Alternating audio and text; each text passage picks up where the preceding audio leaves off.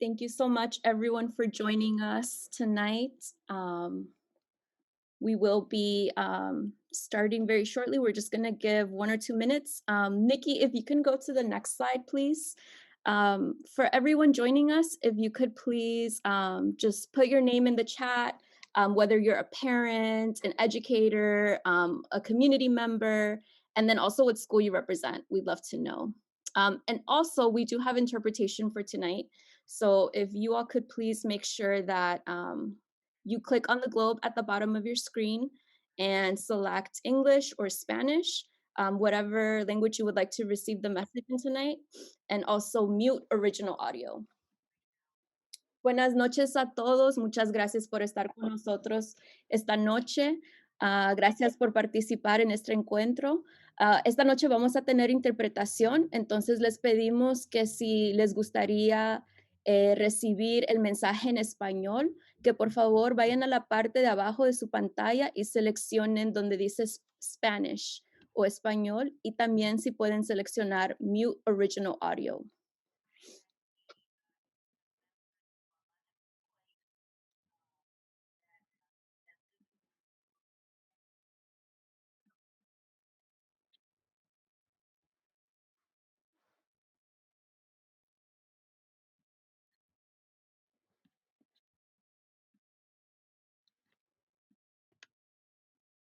Miss Karen, Yes, could we test just in case to see if they can hear me?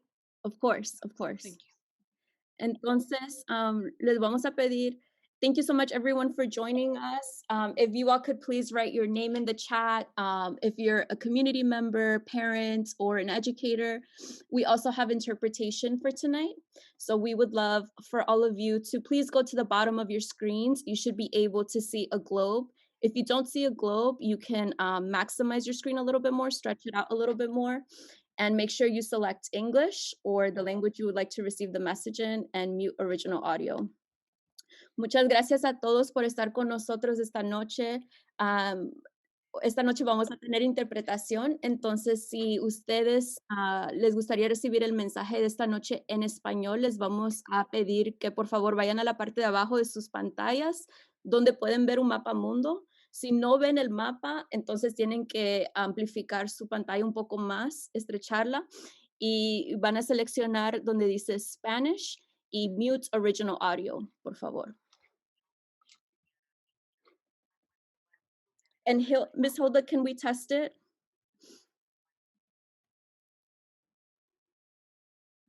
¿Hay alguien acá entonces en el canal de español que pueda escucharme? ¿Quién necesita interpretación, por favor? Hola, buenas tardes. Sí, nosotros, bueno, dimos en español para que podamos escuchar en español. Perfecto, entonces usted me escucha. Sí, yo le escucho bien. Perfecto. Buenas tardes, señora Aida. Buenas tardes, gracias. No, gracias a ustedes por esto. Perfecto.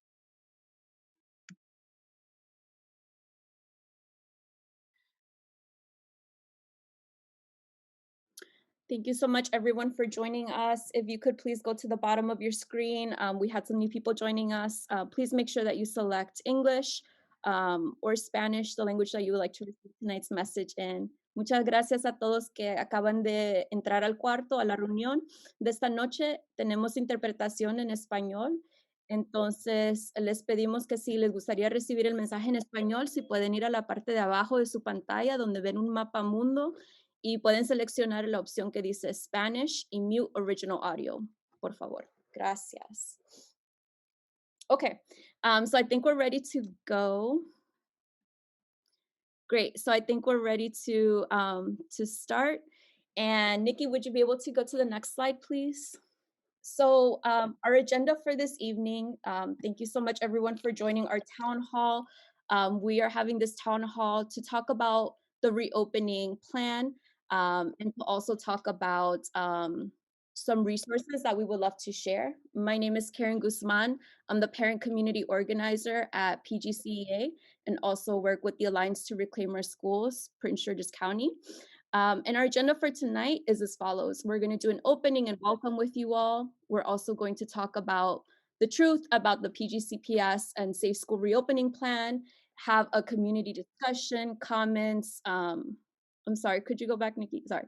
Comments, questions, and answers, where we've been and where we are now. So talk a little bit about what parents have been going through, right, to get to where we are now, where schools are reopening, and what are the challenges that we've been hearing in our community.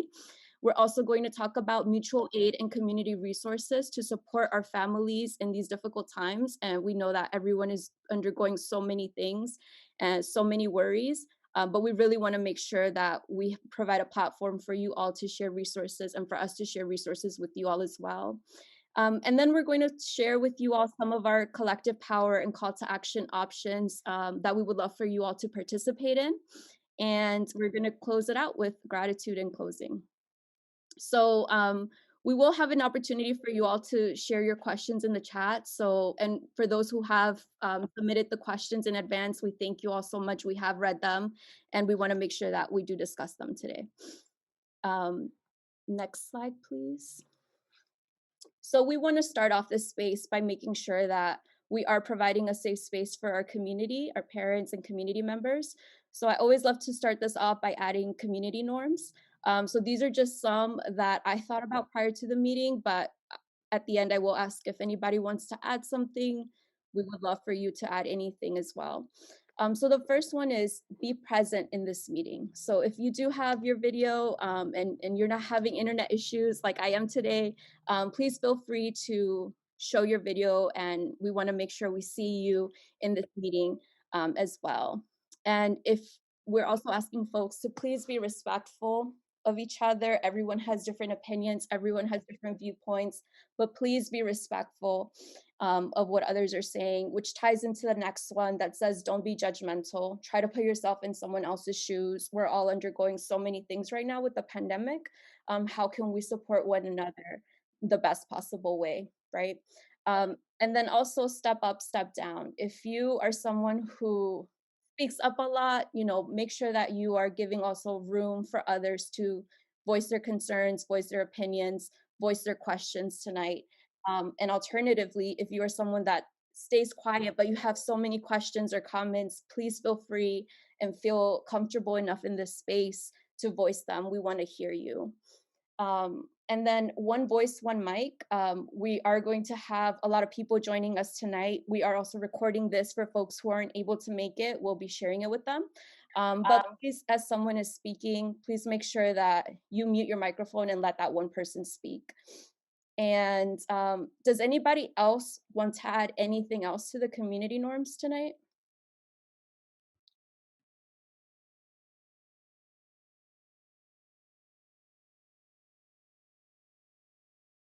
And you can either unmute your microphone or you can also add it in the chat and we'll be reading it out loud.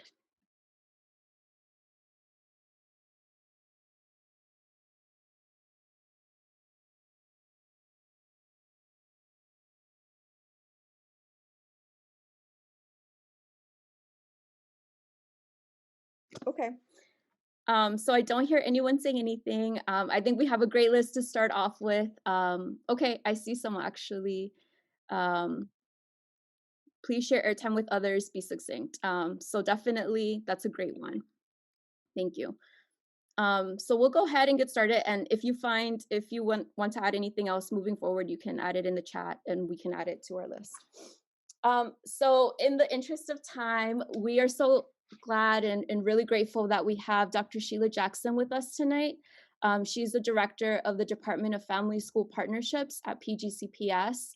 And she's going to be talking to us a little bit more about what's included in the reopening plan and answering at the end, right, questions that you all might have specific to PGCPS, what the school structure might look like, any of those things. So I would love to give the floor and the microphone to Dr. Sheila Jackson at this point. Thank you.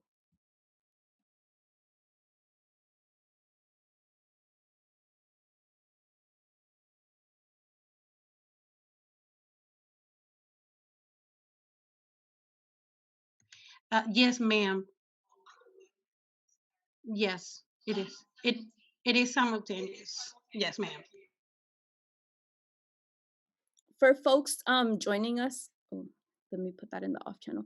For folks joining us now, we are doing this interpretation, live interpretation. So please make sure that you go to the bottom of your screen, select the globe, select English, and mute original audio. Buenas noches a todos, gracias por participar. Para los que acaban de entrar al cuarto, a la reunión esta noche, les pedimos que si por favor pueden ir a la parte de abajo de su pantalla, pueden seleccionar el mapa mundo y seleccionar español o Spanish si le gustaría recibir este mensaje en español esta noche. Muchísimas gracias. So thank you. I am talking at people. I really want to get to the point where I can answer your questions. I'm so sorry. I don't think you're in the English channel. Some people cannot hear you. If you go to the bottom of your screen, you should be able to click on the little globe and select English. Yes, you. Sorry, Dr. Jackson. Some people can't hear you. Can folks hear? If you can write in the chat. You can hear. How's Yes. that? Yes. Can you hear me now? Yes. Great. Okay. Yes. All right. So I'm here. So thank you. Thank you so much. And thank you for being patient with me in the land of Zoom. This is my fourth Zoom meeting today. So thank you for bearing with me. I'm so happy to be with you all tonight to just answer some of your questions, to share some information. So if you could go ahead and click the next slide. So the first thing that I was asked about, and I think if you participated in the teletown halls with Dr. Golson last week, she shared with us the whole calendar of how we're getting ready to reopen schools, to bring our children back to schools. And I have had this Boys to Men song in my head, you know, although we've come to the end of the road, we've come to the end of the road for distance learning that we've known since last March. We're getting ready to bring our babies back. But we're finding out from our families how they want their children to come back. So there's a survey going on right now, and we're hoping that all of you will participate. It's due no later than Sunday, February 28th, to let Dr. Golson and the Board of Education know if you want your children to continue in virtual learning, or if you want them to enter the hybrid model that's getting ready to open up. And in preparation for that, other important dates for us to know: March 3rd, teachers will be coming back into the building if they want to begin actually still doing their distance learning from their classroom. So that's a little bit of practice for them to get ready for that hybrid model. On March 17th, all teachers will be required to return to their buildings to get into full work mode, so that when we open up in April, everyone will have practiced, the distance learning that's going to be going on while they're teaching a group of children in a classroom. So it's an exciting time. We've all been building this plane as we've been flying it since last March. And I thank you all for your extension of grace to the school system as we've been working through this whole process. So all of those dates have already been laid out for us, and you can click the next slide just to help us understand where we're going. So some of the questions that had come to me ahead of time, I wanted to address them very quickly. As our students return to school, their vaccinations, the regular schedule of vaccinations that are required by state immunization laws, have to be up to date. So as parents, let's check right now. Let's make appointments with our doctors so that we can make sure that students' immunization records for the school year are up to date. Our Office of School Health has been having clinics.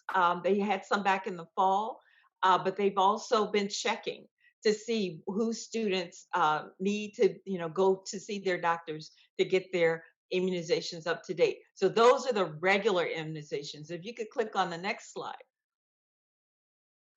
So the next slide talks about vaccinations for COVID-19.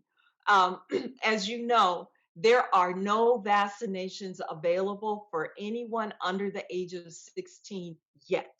So our students will be coming back to school Hopefully, all of our teachers and staff that are willing to take the vaccine will have been vaccinated before students come back in April.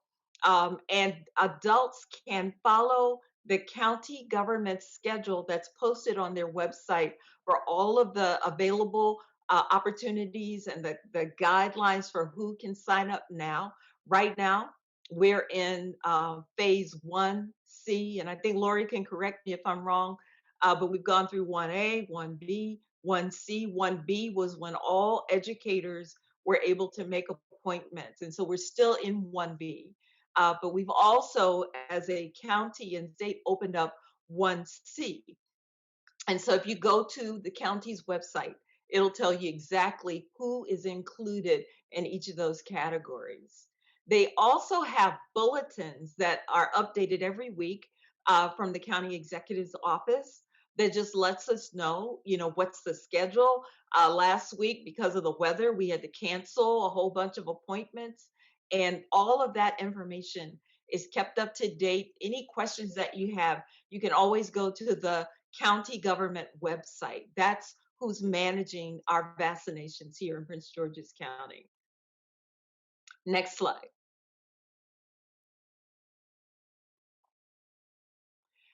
Another question that come to me ahead of time, and I think is so important to talk about it, the school nurse situation. As we know that before we went out with COVID-19 closures, there were a lot of schools that did not have full nurses assigned to that building.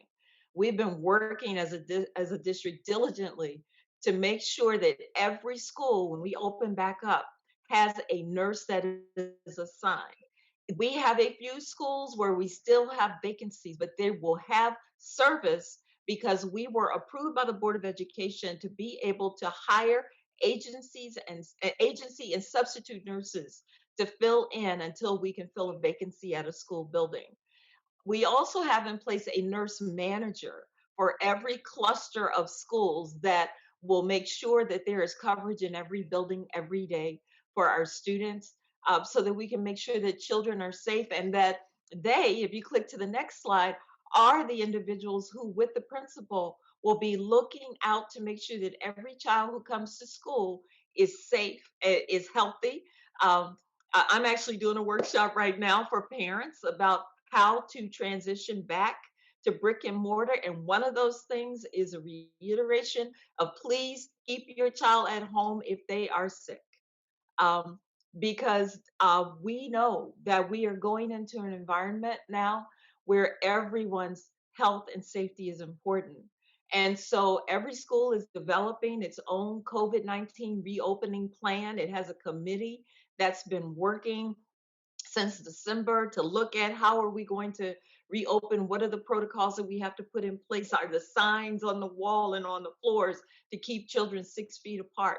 All of those things are happening. Are the classrooms being redesigned so that we have no more than 15 students in a classroom at a time so that we can keep them spread out? So that is really important. Another important piece is that COVID testing for students is going to be available. So that we have the Board of Education reopening guide for parents and guardians that's posted on the school system website. And it has many of the details that schools are also incorporating into their reopening plans, their COVID-19 plans, to make sure that we all understand what's in place and what we can expect so that we can keep all children safe. Um, so testing is going to be available in schools for students, especially the nurse. If the nurse and the principal suspect that a child might have been exposed, or children and sometimes parents will come to schools and tell them, I think my child was exposed. They will be tested right there at the school. So we're trying to, again, keep everyone safe. If you can click to the next one. And I apologize for talking fast. I want to get to your questions. Um, so you will be notified if in your school, if when the school opens back up and anyone in that school tests positive for COVID-19, there's a process in place. The principal and school nurse will respond and send out the communication to parents whether or not there needs to be contact tracing, what classroom was affected, how will this classroom affect all the other classrooms?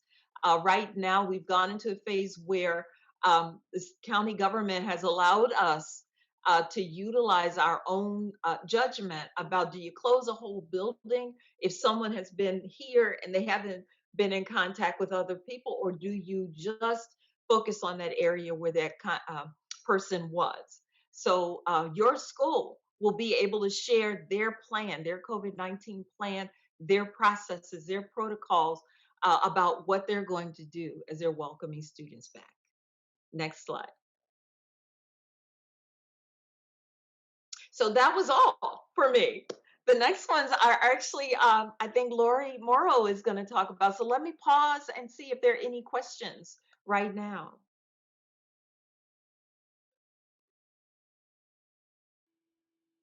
So if folks want to ask any questions, can some of the facilitators who are helping us keep track of the questions in the chat, can you voice those questions out loud?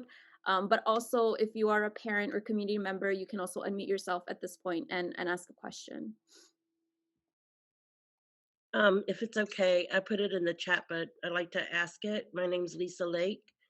I have heard of some of you, so nice to put a name to a face. I basically want to know two things. Do you have a position on how kids who have struggled, who have frankly failed, gotten D's or below for the last two semesters, or two quarters rather, like what's going to be done for them? And I'm asking you this as educators. And secondly, you know that when we reopen in April, I understand that this is the CEO's decision, but that's going to be the fourth quarter. So the kids who, you know, have already and who might very well be struggling now, I just want to, you know, just as the union, if you will, like as the group, I just would like to get your take on that. Like, what answers do we have to that one? Thank you.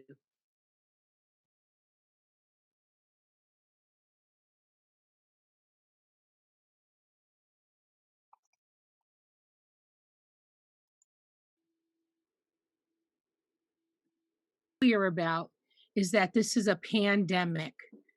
People are dying. Can you hear me? I'm so sorry to interrupt, but we can't hear you on the English channel. Okay. You just have The to bottom of your screen, click English. Okay. Thank you. Can you hear me now? Can you hear me now? Yes, I can hear you. Okay. Miss Lake, I want to answer your question in a way that makes sense. As a teacher in Prince George's County, I'm very concerned about the children. All of our educators are concerned about the children, and we want to get back to teaching the children. What we want to make sure is that we do it safely. And I will tell you that I received a phone call from a teacher at one of our early childhood centers whose one of her students was admitted to the hospital with COVID. And I want us to be mindful that what we are asking for is that everyone is safe. The CDC came out with some very clear guidelines this last week about what needs to be in place to make the school safe. Social distancing, PPEs, contact tracing, making sure that people are doing wellness checks, making sure that the air conditioning and ventilation systems are in the right place. Prince George's County is in a red zone. If you look at the metrics, we are in a red zone. And so what Dr. Golson is doing is making sure that everybody's safe. She pushed back on the governor so that people had an opportunity to get vaccinated, so that our educators could be safe when the proposal is to go back. We have to make sure everybody's safe, Miss Lake. And one of the things I know for sure is that our educators have been training and training and training and working very hard on this distance learning. Absolutely, some children may not have achieved what they would have achieved if they were in a classroom with a teacher right there directly working with them. But I have to ask, at what cost is the safety of people, because a child can reclaim some time in a classroom, but we can't get that little baby from Francis Fuchs back when if he dies. One of the family members has already died. So let's watch the matrix metrics. Let's see what it says.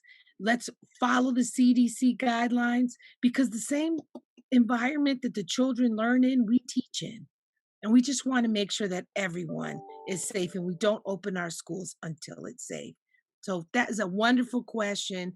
Thank you for asking it. And I do believe there's, Sheila, isn't there going to be summer school? Yes, I typed in there's what we call student recovery.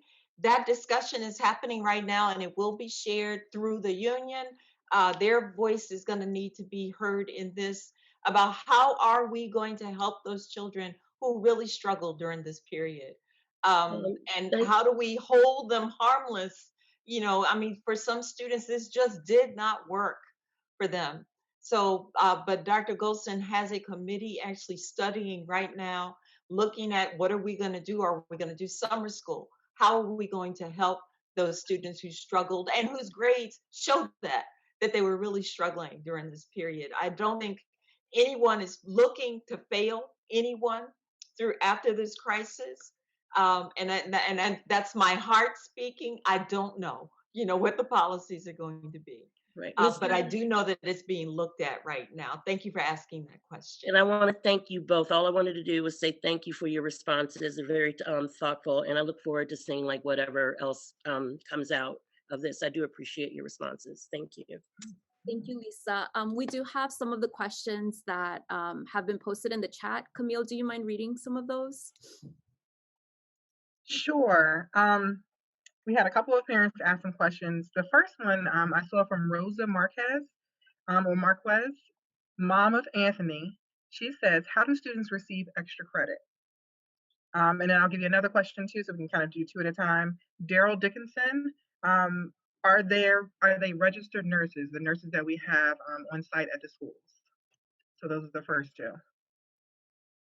So about the nurses, I definitely can't answer that completely because I know that they're LPNs. I don't know if there are RNs. Hello? I don't know if there are RNs, but our director of health services could answer that question. And she is, of course, not with us tonight, but we could have asked her. Um, the other question that well, what was the other question, Camille? I'm sorry. The other question is, how do students receive extra credit? So that the extra credit question goes directly to your child's teacher because every teacher has their own process for what it is based upon their curriculum and what they're teaching as to what is extra credit. So I would definitely, this is an opportunity for us as parents to really work on that parent-teacher relationship. Make sure that you are reaching out and you're asking questions for your teacher, and teachers appreciate that. As a mother of four, I can't the four Prince George's County Public Schools graduates, the relationship that I formed with my children's teachers was they came to all my children's graduations. I mean, it was that kind of shared responsibility and conversation. But if you need to know about what's the process for extra credit, talk to that teacher directly. And can I give you one more question too, Dr. Yes. Jackson, before we go to the next Mhm. part? Mhm. From Stacy Braggart, hopefully I said that right. Do we know why we will not be doing temperature checks for students? I can just tell you, as somebody who has been running those parent support centers, that is major. Um, every child that comes in the door, who's going to do that? That's a major job. I know how hard it's been at our parent support centers. We even talked about as a planning committee, well, should bus drivers do it? Should somebody be on the bus? No, we've got to count on parents. Don't send your child to school sick. Take their temperature before they leave your house because we don't have the staff to be able to take the temperature of every person who comes through our doors every day. So that's truly the partnership piece. We've got to be able to count on each other, because guess what? The school will call you. If your child shows any signs of sickness during the day, they're going to call you um, to ask you to please. And the way the school is being set up, there's a health room that the nurse has. They have a separate room for children that may be showing signs related to COVID-19, because we want to keep children that are not feeling well separate. And in that room, that's where parents will come and pick up that child for that day. The Someone issue is also a asked lot a of the question. children are asymptomatic. That's the other thing. If they're asymptomatic and we don't know, you don't know that, and we don't know that either. We won't even know until someone else contracts COVID-19. So it is a scary time, for all of us. Someone asked about uniforms. There will be no uniforms enforced this year. Um, that's just a burden that we could not ask parents to bear. Who even wants to go shopping for a uniform this year? So, no uniform policies will be enforced. The bathrooms, every school has a schedule for bathroom usage and for hand washing throughout the day. So please reach out to your school, your child's school, to find out what their schedule is going to be and how they're going to manage that. But yeah, there will be structured times during the day for those breaks.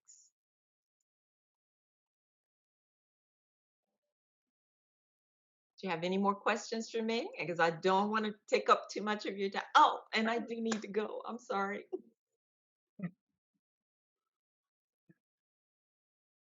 Okay. I think okay. I think all of the questions that have been asked so far have been answered, and I know we're gonna have another section as well later on for you all to ask more questions.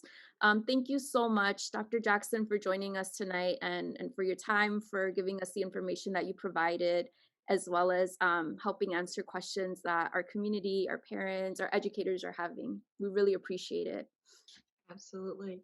And I just put my email in the chat box for anyone who has any other questions. Um, Someone asked a question, and I do need to answer this one, and then I'm going to have to say bye-bye. Can I change my mind after I have completed the the survey? And the answer is no. You cannot change your mind. Whatever you put in that survey, whether you're going to send your child back to school or you're going to continue distance learning, is your decision. And Dr. Golson was very clear about that when she introduced the survey. So we wish everyone well, and thank you for having me tonight. Thank you. Thank you Bye-bye. so much.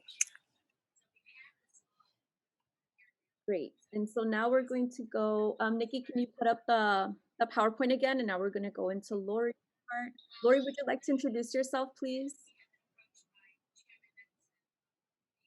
Good evening, everybody. Okay, we're back to the slides. Good evening, everybody. So my name is Lori Morrow. I used to be in Karen's position with AROS and with PGCEA, and I am currently a member of the State Board of Education. First of all, thank you to all of the teachers, all of the parents who are making this year work, because I am a parent myself in PGCPS, and this is not easy. And I think we all recognize that this has been a lot of extra work for everybody. And we're hoping that between vaccines, between just getting a handle on this virus, that we are going to see the light at the end of the tunnel, and we are going to start getting our kids back in school. PGCPS is one of the last districts in Maryland that is getting kids back into classrooms. Most of our districts do have dates that they are bringing kids back between March and kind of the middle of April, when we have our final numbers. So I'm going to talk through a few pieces that Karen asked me to, and then I will help catch up with any other questions that Dr. Jackson was not able to answer, or if there's any other new questions. we can catch those up at the end. So first of all, I know there were a lot of questions about safety protocols. I put a few pictures here just of other schools in Maryland that have already returned. Um, there are a lot of things that are outlined in the reopening guides. Mask usage, I know Governor Hogan actually just spoken about it today too. Yes, children need to wear masks. Children can wear masks. They can wear masks all day. It has been happening in schools. And one of the things that I've heard from a teacher is make sure, especially for the little kids, that their masks actually fit. Don't send your 6-year-old to school with an adult size mask. Whatever we can do as parents at home to make sure that kids are familiar with their masks. Make sure you have some extras if you can, so that if something gets dirty, that they have that to be able to put on a fresh mask if they need to. But our kids can figure this out. We can do this as long as parents are explaining to them the importance that this is a piece that they're gonna have to do every day. Spacing, the 6-foot spacing. Obviously, in the reopening guide, it does state there won't be any more than 15 students per classroom. There are a lot of guidelines with regards to buses. Kids will be spaced out on seats, and they won't be allowed to sit together unless it is siblings in the same household. These are also things to prepare your children for. When they're used to going to a school with their neighbor down the street, they're not going to be able to sit with that same kid on the bus, and so they need to be prepared for that before you send them back to school.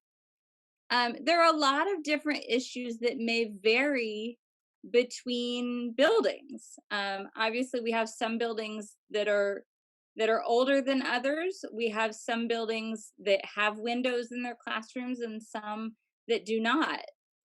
So these goes back to the committees that Dr. Jackson talked about. There are a lot of school specific issues that we will have to resolve. I think this is an important piece that staff also play when staff are going back into the buildings in March. Hopefully they're helping to identify whatever remaining issues there are before the kids show up in April. And even once kids show up, we all need to work together to try to be problem solvers. Once we know what the problem is, then we can find a way to address it.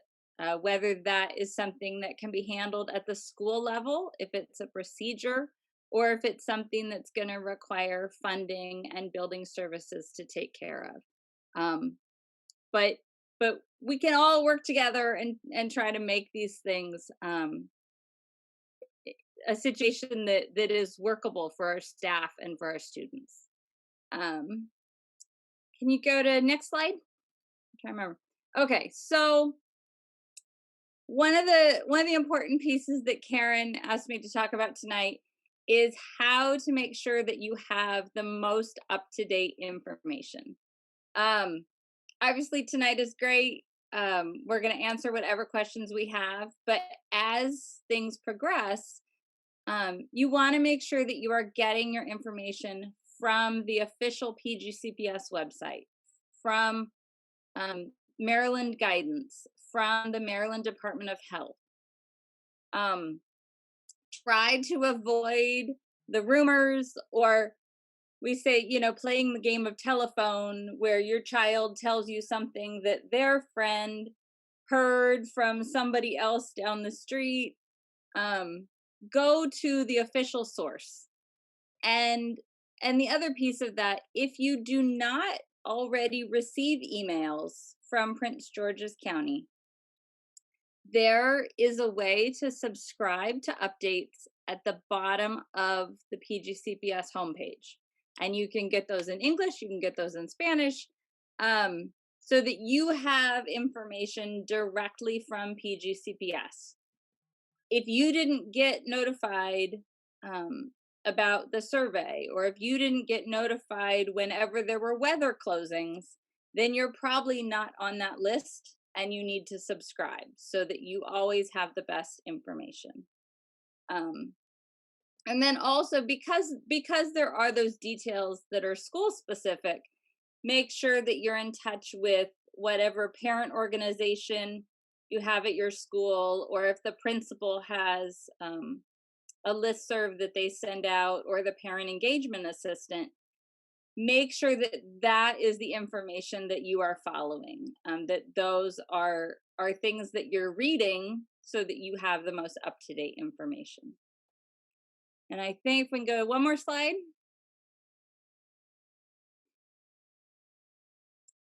So I know Dr. Jackson already talked about this a little bit, but this is also something we're discussing at the state level, is how to, whether we refer to it as accelerate learning, remediate gaps, address learning loss.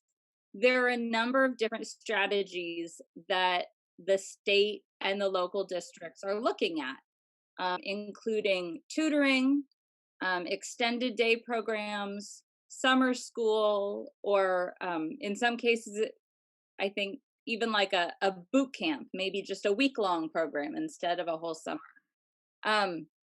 These are things that are being discussed right now, and certainly as Prince George's County and as the state have more information, hopefully we will have more details in the next couple months. So the other piece kind of related to this, today we had a State Board of Education meeting, and we did discuss state spring assessments. So the decision that was approved by the state board is that there will still be assessments in both reading or English language arts and mathematics. The outline that the state superintendent provided was up to 7 hours worth of testing.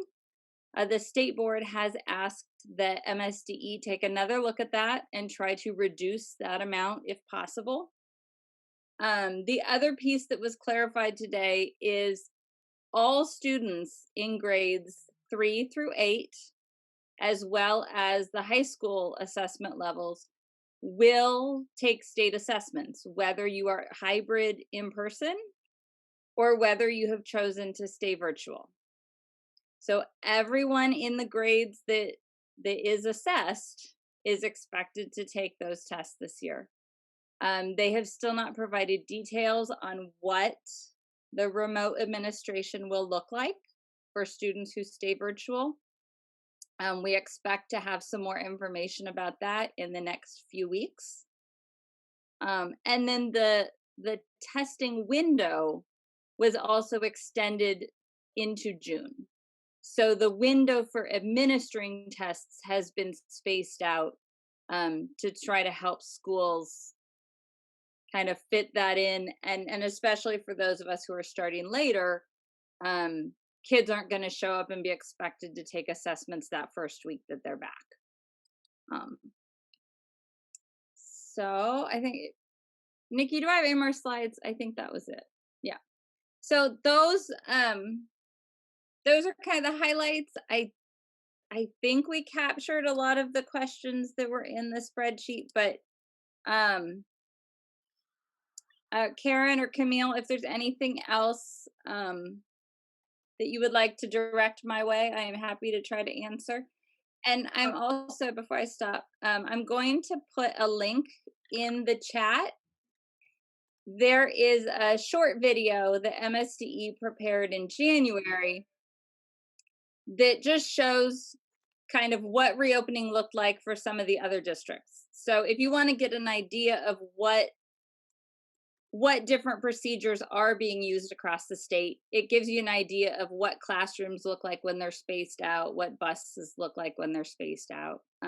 So it's only 4 minutes, so you can watch that later if you want to see that. Okay, so I'm going to read off some of the other questions, Ms. Monroe. Okay. Miss, I think it's Natasha, or is it Nasha Levins? Do you know how students will use the bathrooms? How will that be handled? So, I mean, some of that's going to be school specific depending on exactly how bathrooms are set up. I know some elementary schools have their own bathroom. Generally what I've seen is that they do restrict the number.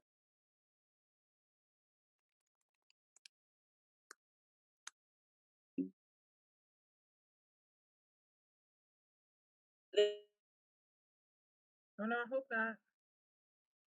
I think she froze for a second. Maybe let's wait for our connection to come back. Yes, please.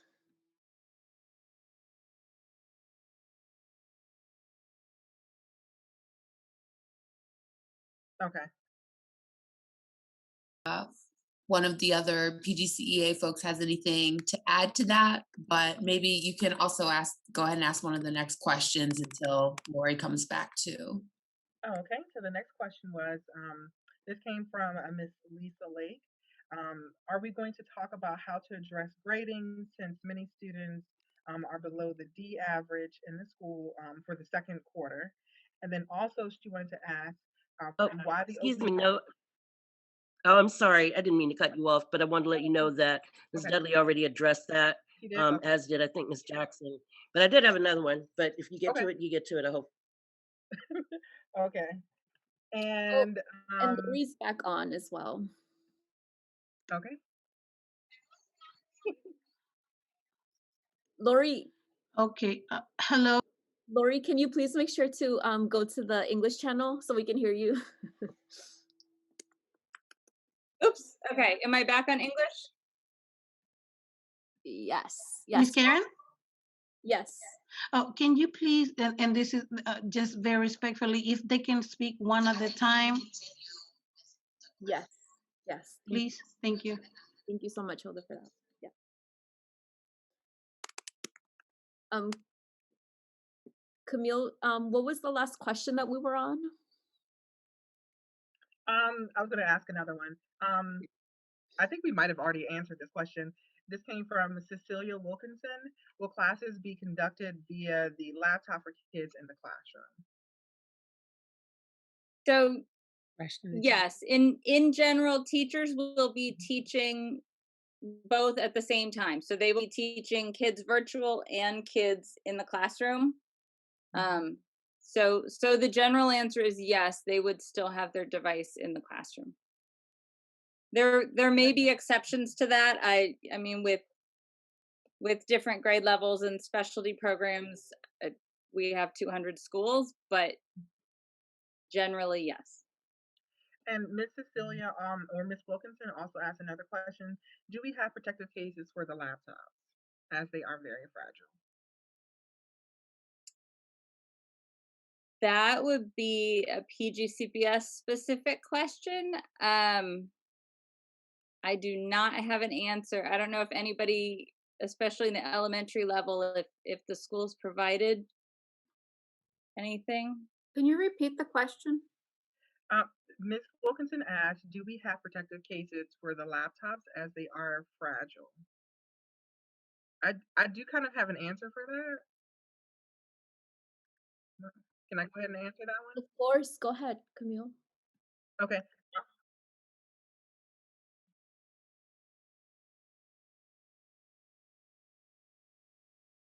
Okay. I was gonna say, I know at our school we did give the parents like a little it was kind of like a little canvas bag to protect the computers, especially like when they're coming to the school for like any type of checkups or tech updates or anything like that. We gave them canvas bags. So maybe if you ask the school if they have something like that to kind of be a protective, it won't be a case, but it'll be something for them to carry it in. So that's more on a school by school basis, right? Okay. There was a question here on whether the hybrid days will be fixed, for example, Monday and Friday. Do you know anything about that, Lori?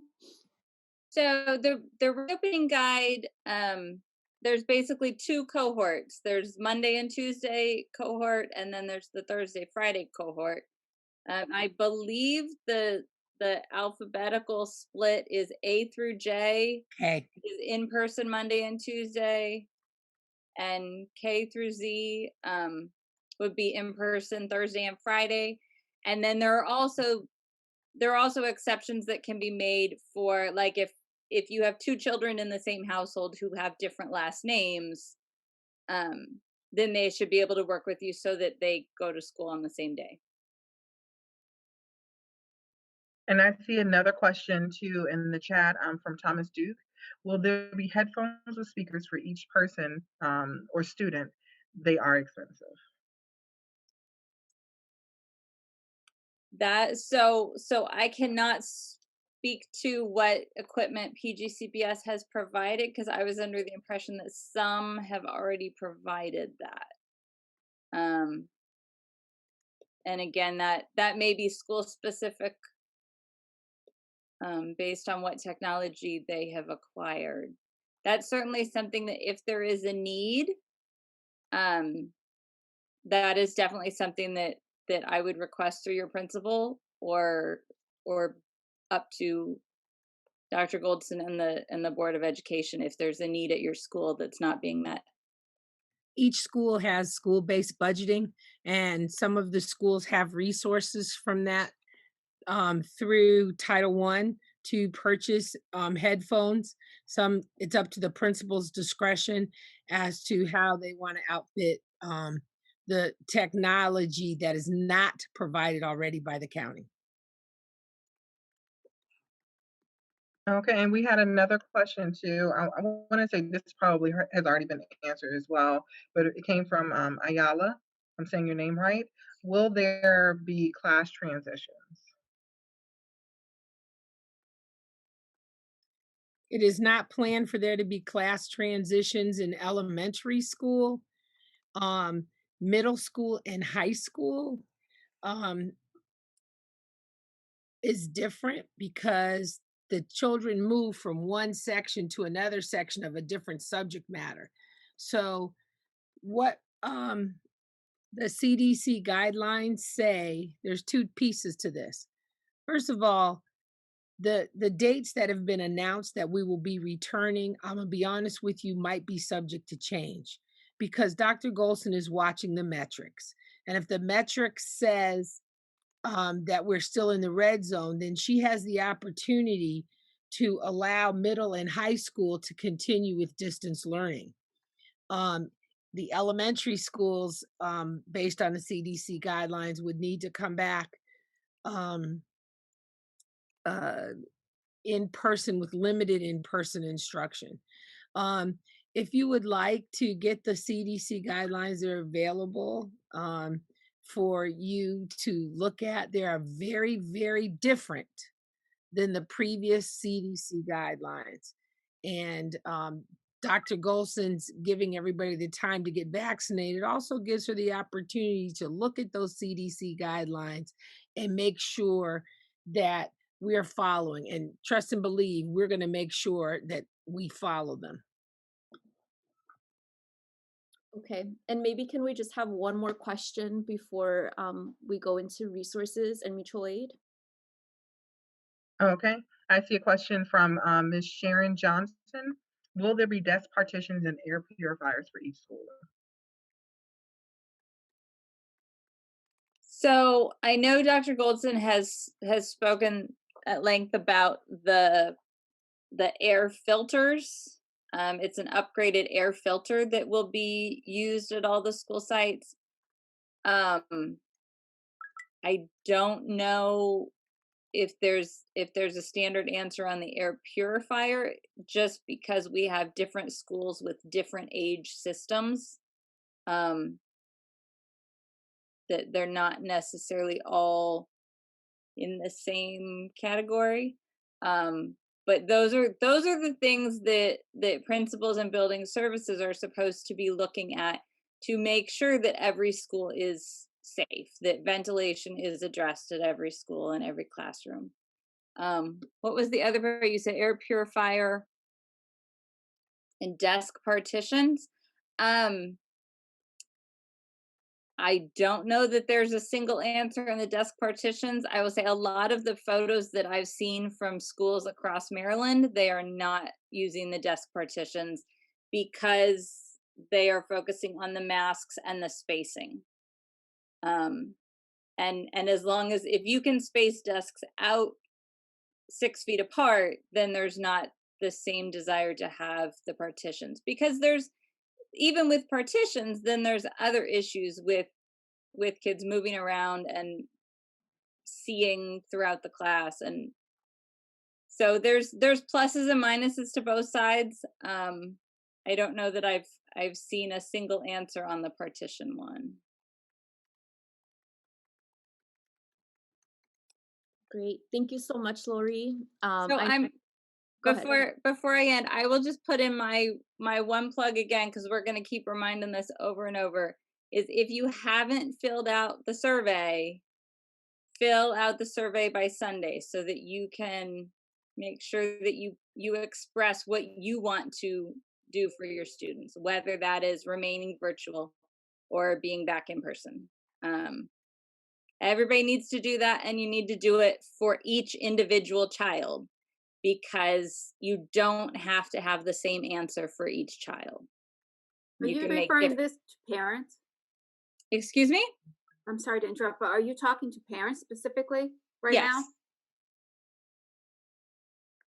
Yes.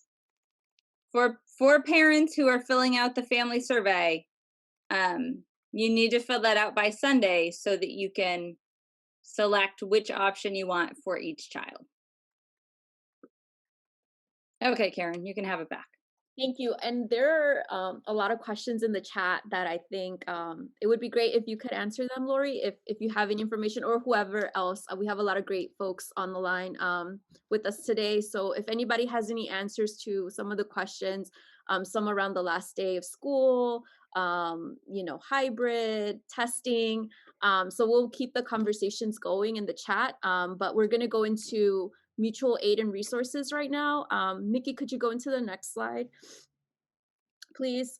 So we wanted to make sure our objective for tonight, right, was to make sure that you all had information on what's happening and that it's factual. And like Lori shared, where you can find the most up-to-date information. But we also want to talk about resources. At our last town hall that AROS held, we heard parents loud and clear that there's a lot of need for resources and support. And so we also want to open up this platform to talk more about that. So we created a guide, a resource guide for parents and community members that we will be sharing via email after this for all of the folks who registered. And it's just like a guide. Nikki, I don't know if you can pull it up in your screen so we can give everybody a preview of that, but it's resources for food, resources for rent assistance, resources for medical services, resources for dental support, just everything. We're adding some on daycare and aftercare because we know that that's something that we know is not going to be offered as we're going into hybrid learning. And we want to make sure that you all as parents and community members have support. But we also want to open it up to you all because part of this is that it's a mutual conversation, right? And that we're supporting one another. We're all in PG County. We're all undergoing these changes and shifts. How can we support one another in this? So I just wanted to open the platform if anybody wanted to add something in the chat, or if you also wanted to raise your hand and voice maybe of a resource that you know of, or a way that we can support one another in these difficult times, right? As families are getting into hybrid learning, and that there's still a lot of need for just having basic needs met. If anybody would love to support or add any input, we would love to hear from you.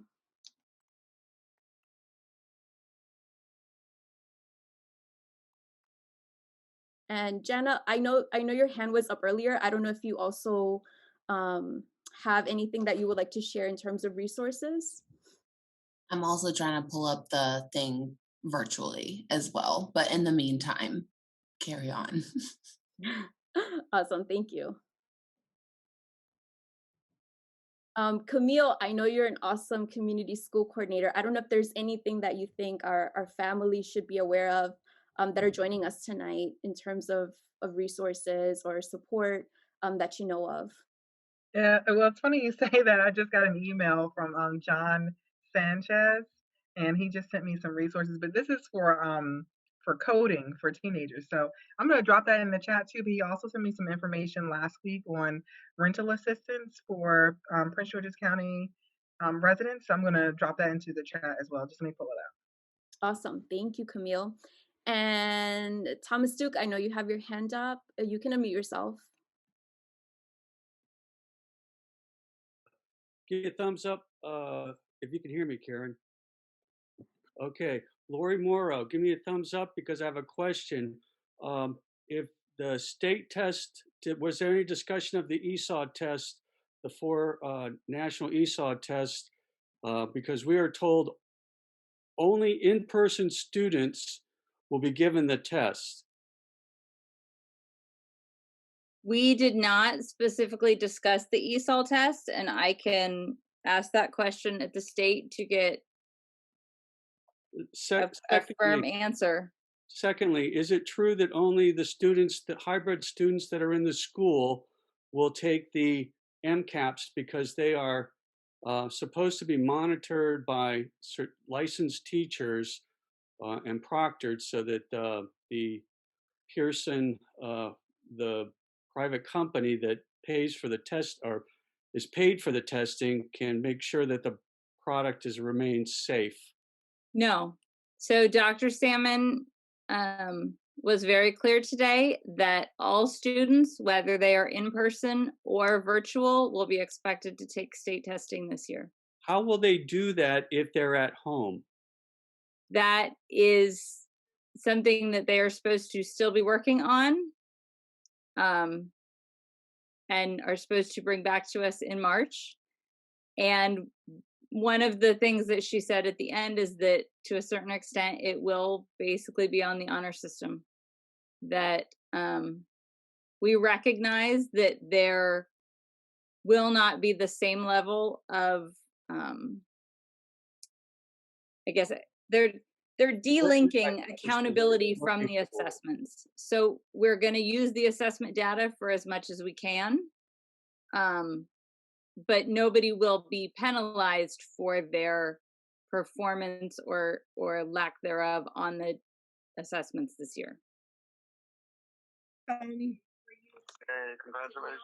It is not perfect. It is the answer I have for you today, but I will ask, I will follow up on the ESOL assessment specifically. Will principals be I'm taking? so sorry. Can we take this to the chat because we also want to talk about a few other things. Thank you so much, though. Great questions, and thank you for that. And thank you so much, Lori, for answering that. So we're gonna keep asking questions in the chat if you want. If we're able to answer them, of course, we would love to. But I also want to share on my screen, this is the resource guide that you all will be receiving. And so here you will be having more information on where you can get COVID testing for free, food resources in Prince George's County. We also have this in Spanish, so I'll also be sharing this in English and in Spanish as well. Clothing resources, transportation resources, mental health services, medical resources, and so on. So we want to make sure that you all feel supported as well as you're undergoing all of these changes, these difficult times. And if you are someone in your school that has an additional resource outside of the ones we mentioned and you would love to add something, please also contact me. I'll put my email in the chat. And the more that we can have, the more that we can support one another, it's more than welcome. So now I know we're running a little bit late. And so if you have to go, we want to be respectful of your time, and that's okay. We are recording the meeting as well, and we'll be sending that. But I would love to also give this opportunity for Yvette to talk a little bit about, Yvette is one of the moms that is in AROS, and she is a mother who has a child at Mary Harris Mother Jones Elementary School. And so she just wanted to also talk to you all a little bit about what are the changes that parents have been going through and what are some of the things we've been hearing in our community. So Yvette, I would love to pass the microphone to you. All right, just want to make sure that you guys can hear me okay? We can hear you perfectly. All right, sounds good. All right, so thank you, Karen, for the introduction. And I do want to thank everyone who has taken the time out of their busy schedules to be able to join us today. Like Karen said, I am the parent liaison for the AROS group from Mary Harris Mother Jones Elementary School. My daughter is a second grader. Now, being part of this group has completely caused me to humble myself and be thankful for everything that I am able to do alongside with the teachers that have been very supportive and, of course, still trying to relearn different ways to teach our kids. Um, Before this group, I did do the PTO at my daughter's school, and I figured that being more involved in the school atmosphere was going to give me a little bit more enlightenment.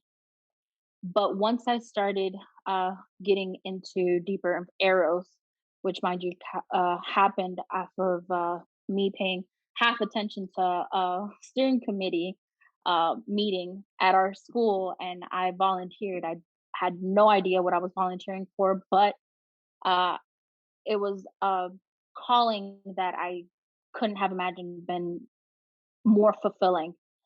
Reason being, some of our parents are struggling in our school community, and I'm pretty sure this goes far and wide all through PG schools with insecurities with food, insecurities with clothing, housing, and it made me be grateful for what it is that I am able to do. But I know that some of us are not as lucky. And later on, um, a little bit later on in the meeting, Miss Devon, who is also part of the group, will be able to let you know how to sign up. Because honestly, if we don't have the parents' voice, we don't have a say in what we can or cannot get information on. And honestly, the information is out there, the resources are out there. It's just getting involved. For some of our parents, we feel helpless. Technology has been an issue in some cases, but this here, partnering up with our schools, partnering up with our board members, and bringing all that to their attention can definitely change our community for the better. But we need your voices, and the only way that we can get your voices heard is by joining a group, listening into the board meetings that are constantly happening, especially now during these trying times. So, if you love your children, you love your community, and you think that it's not where it needs to be, then we're part of the solution. So, join us and let your voices be heard because it's not a silent plea. I'm actually pleading you to join us and make a change, one that has been bound to happen for so many years. Thanks, Karen. Thank you so much, Yvette, for sharing that. And there's people in the chat asking you if you can come talk to the parent meetings at their school. So I'll let you answer that in the chat. But thank you so much for sharing, why you're involved and what this space means for you as a mother, right? As a concerned citizen. And I also want to invite our fabulous teacher and parent, Miss Candice Devon, to also come and share a little bit about what AROS means to her. And AROS, by the way, is the Alliance to Reclaim Our Schools. I know Evie is writing it in the chat, but we are a coalition, and you can also see it in the screen. But I'll pass it on to Ms. Devon. Thank you so much. Thank you. Yes, well, I was already introduced, so thank you so much. And I just want to share a little bit as far as how I became a part of AROS. It was during the summertime where I had got an invitation, just like most of you here, from Evie Frankel and Karen Guzman to come and listen. And I was like, what is AROS? And, I read on it that, like she said, it's a coalition of organizations, communities. And then I went to read that it was like over 7 million people nationwide. They were working together for equity and opportunities for all. So for me, when I wrote those letters, AROS, I was like, wait a minute. To me, it became a road of survival because during that summer, I was able to talk to parents, to teachers, to find out what were their needs. And uh, it was just exciting to me to like meet and find other people that cared about the things that I cared about. For instance, just knowing a group of people caring that if our children had internet and if they had laptops and if they had food, they cared if our parents were getting the support that they needed. If teachers were, and the necessities also, they cared if teachers were getting the support that they needed with their class, if we were getting knowledge of how to teach online. And I was just like, oh my gosh, I finally found a place that I can fit in and meet other people who care. So, I mean, it's nice belonging to a PTO. I'm a mom. Wanted more, just like Miss Reyes said. I wanted more. So to come here and meet so many people that care. I was on a meeting one time and Teresa Dudley came on and she flat out said, Devon, what school do you work at? What school does your child go to? Does everybody have laptops? And I was just like, oh my gosh, this is amazing. I love it. And iPads came like the next week. It was crazy. So I just, this is the place. This is where you can be heard. People will listen. AROS works as a team by listening to our families, speaking for our children. But like I said, yeah, a PTO is wonderful. Join it. But AROS gives you the opportunity to make connections and make changes, and also to work to change laws, to sign petitions, to raise awareness, to write letters, to demand change. So tonight, we ask you please to join AROS. Come and join us. Teachers, join because you know the need. You know the need. And families, join because they will listen. Anybody else who is here, join because we need you. We need you. Together, we are stronger. And we definitely need you. And on the screen, I'm sure you've read different organizations that work along with AROS.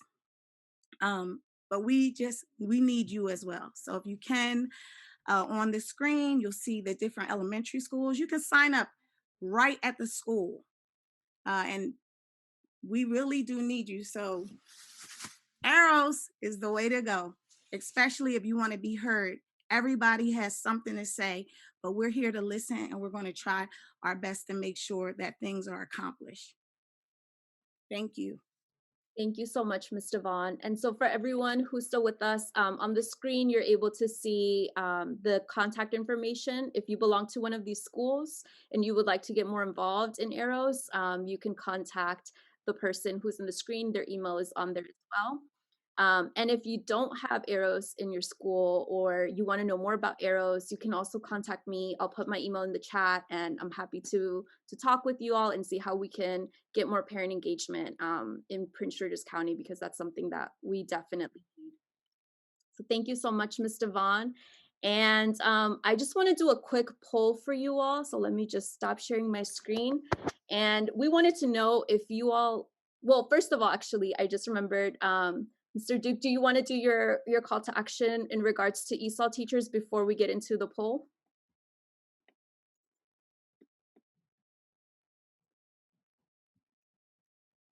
Mr. Thomas Duke, are you still with us? Yes, I am. Okay.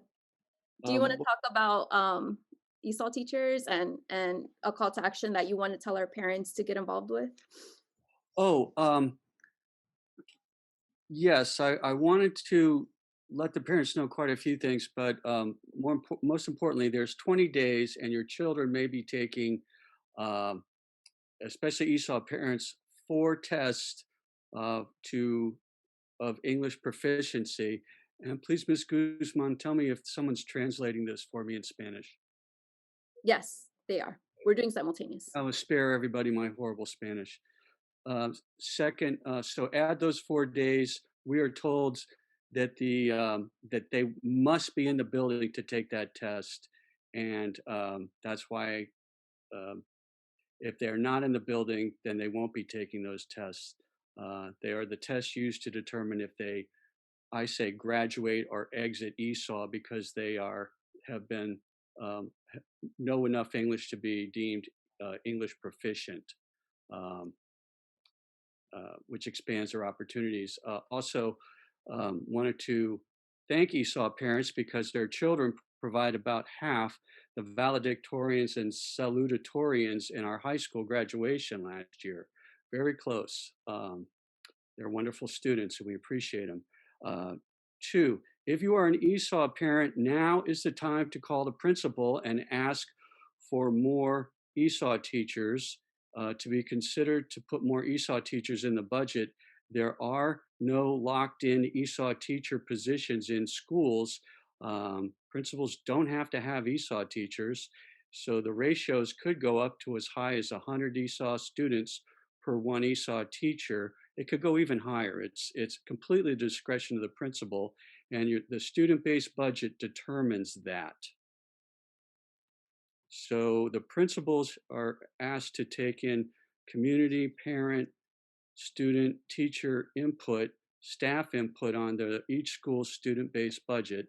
And now is the time for ESOL parents to call, email, and write the principal to request funding be dedicated and locked in for ESOL teachers positions. They vary from year to year. The principals can have 0 ESOL teachers for 30 students, or they could have, as many ESOL teachers as they want to basically buy in their budget. So please contact your principal if you could, about asking for ESOL teachers. Secondly, all the classroom teachers are quite concerned about, even though we might be vaccinated, we can still carry the virus to your students. And also we can get virus from your students and from other people and bring them home to our families who are not, and we're quite concerned about transmitting transmitting the virus. And we're very concerned about your children's safety. And if we're in the classroom, we will do our utmost to keep them safe, but we would have to quarantine for 129 days from March 17th till June 16th, plus another 14 days, including weekends and spring break, and stay away from our families to absolutely be 100% certain that we would not transmit the virus to our own loved ones at home, who we live in, and anybody whose home we live in. Thank you so much, Mr. Duke. I know that this is definitely a really hard time for everyone. And like you said, this is a real virus. This is affecting our communities. This is affecting our families. So the more that we can be precautious, I know Dr. Jackson definitely specified, right? Like, please, if you don't feel well, right, like vocalize that. Don't put other people at risk. Like, we all really need to be as conscious about helping ourselves, but also helping others stay healthy in this pandemic. And that's very important. Thank you so much for also raising awareness on ESOL teachers. That was something I did not know, and so I learned something new today. And if you have some time to write to your principals, that would be awesome, so we can support our ESOL paraprofessionals and our teachers as well. Thank you so much. And before we close, we're really out of time. I just want to do a quick poll for everyone who's still with us today, asking 2 questions. So I'm just going to launch it right now. But the first question says, do you want a safe space to meet, share resources, and discuss more frequently? Is this something that you're interested in as we're all navigating this new time together? Is that something that you would like? These are completely anonymous, by the way. Your name is not linked to these polls. And then secondly, should schools be more focused on students' social, emotional, and mental health rather than grades and testing? We want to know how you all feel about these as we're getting ready to start finding ways that we can support our community better in this new time of distance learning, hybrid learning, and all of that. So we really would appreciate having your feedback for these two. And also, if you have any tips in the chat, again, on any resources that you know of, any ways that we can support our community, I'd love to add that to that document that I shared with you all earlier. And the more that we can support one another, like I said, the more that we can continue doing this work. And I see that Dr. Jackson is back on. Thank you so much for joining us once again. Thank you so much, Lori. Thank you so much to our fabulous speakers. Gracias a todas las personas. And teachers who are with us, and educators and parents. We are all in this together, right? And we all need to support one another in this time. So thank you so much, everyone, for sharing your But So did you get like a whole lot, like percentage? yeah, I beat him pretty good. Oh, okay. I beat him pretty good. Teresa, I beat him 2-1. you're unmuted. Somebody mute her. She's, Dudley, you're still. Oh, she's muted now. she's talking to somebody else. Awesome. So I'm looking at the poll right now. It looks like 91% of folks who submitted the polls said they would like to have a space to share more resources and discuss more frequently. So we'll be getting in contact with you all. Thank you so much for registering. We have your information. We'll be getting in touch about maybe creating a doodle poll or some other ways that we can stay in touch and discuss that further. And I just want to thank you all so much again for your time, for being here with us. And I know our contact information is in the chat. Please feel free to reach out if we can ever support you in any way. And thank you once again for joining us. I hope you all have a wonderful night. Thank you.